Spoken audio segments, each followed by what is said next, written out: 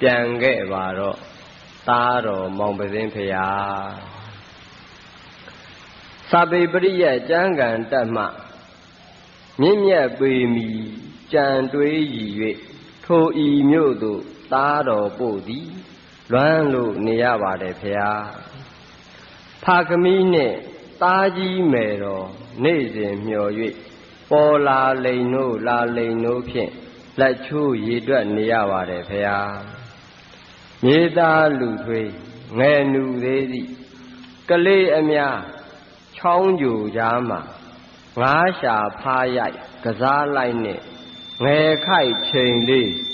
စာနဲ့ဝေးသည်တွေးရင်ရင်လေးနေမိပါတယ်ဖေယားရက်သူရွာသားလူအများမှာတရားရည်အေးတိုက်ကြွေးမိသူမရှိမူ၍လူသည်လူသည်မရှိကြတော့ပါဖေယားသားတော်ငယ်ပေါင်းရွာကကျောင်းမှာကျောင်းသားကိုပင်မတွေ့မြင်ခဲ့ကိုရင်ဘယ်မှာဖြစ်ထွန်းပါလိမ့်သာမဏေဝါဝင်းမရှိလျင်တော့ပဇင်းဘယ်မှာဖြစ်ထွန်းပါလိမ့်ပင်မာတတ်တတ်ခက်လက်မဖြာသာသနာလျင်ရောင်ဝါမလင်းနိုင်တော့ပါဖေယားသာသနာရင်းမြစ်တောကဖြစ်လျက်တောပြည့်မြို့ပေါ်သားတော်ပျော်ကတော်မတော်ပင်ကြံတွေးစင်၍